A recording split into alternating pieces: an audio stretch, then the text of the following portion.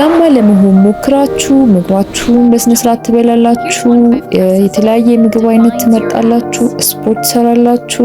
እናም ይሄ በቂ ይመስላችኋል አይደለ? ነገር ግን ይሄ ብቻ በቂ አይደለም። ሳናስበው ወይም ደግሞ ሳታስቡት በየቀኑ የምታደርጓቸው ጥቃቅን ልማዶች ጤናችሁን ቀስ በቀስ እየጎዱ እንደሆነ ታውቃላችሁ። ዛሬ ሁላችንንም ማለት ይቻላል በየቀኑ የምንሰራቸው ነገር ግን ከባድ የጤና እክል ሊያስከትሉ የሚችሉ 5 የዕለት ተዕለት ስህተቶችን እናያለን። የመጀመሪያውና ዋነኛው ምንድነው?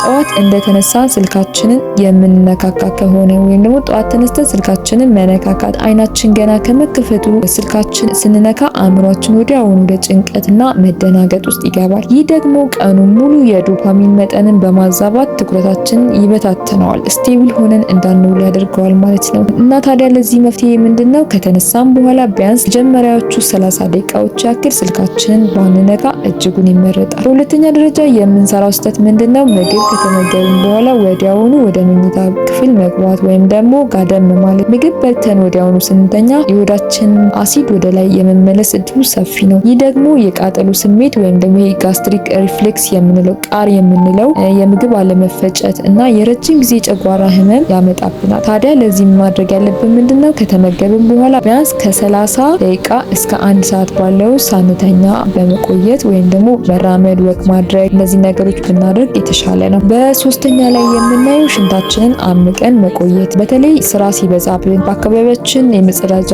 ቤቶችን ማናገኝ ከሆነ እነዚህ ነገሮች እናዘወትራለን። ይህ በጣም የተለመደ ስህተት ነው። ሽንትን ለረጅም ሰዓት አምቆ መቆየት በፊኛችን ላይ ከባድ ጫና ከመፍጠሩም በላይ ለባክቴሪያ መራባት ምቹ ሁኔታን በመፍጠር ለሽንት ቧንቧ ኢንፌክሽን፣ ይሄ ዩቲአይ ለምንለው ለኩላሊት ጠጠር ያጋልጠናል ማለት ነው። ታዲያ ለዚህ ማድረግ ያለብን ምንድነው? ሰውነታችን ምልክት ሲሰጠን ወዲያውኑ ወደ መጸዳጃ ቤት በመሄድ ሽንታችንን መሽናት ይኖርብናል። ሽንታችንን ማፈን ወይም ደግሞ አፍኖ ማቆየት የለብንም። በአራተኛ ደረጃ ላይ የምንሰራው ስህተት ምንድነው? ለረጅም ሰዓት ያለማቋረጥ መቀመጥ።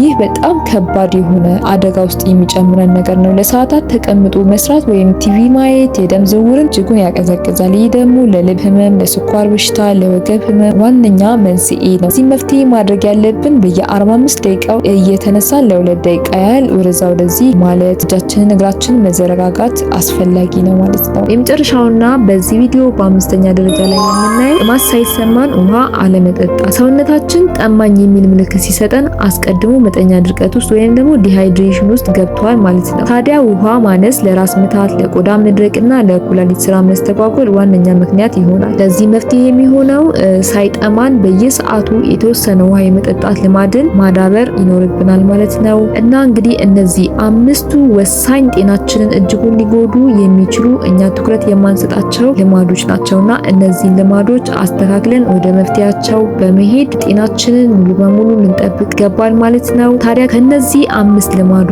ውስጥ እናንተ በብዛት እያደረጋችሁ ያላችሁት የትኛውን ነው? በኮሜንት መስጫው ላይ አካፍሉኝ። ይህ መረጃ ለሌሎች እንዲደርስ ቪዲዮውን ላይክ እና ሼር ማድረጋችሁ እንዳትረሱ። ለጤናችሁ ጠቃሚ የሆኑ መረጃ ሁልጊዜ ለማግኘት ቻናሉን ሰብስክራይብ አድርጉ።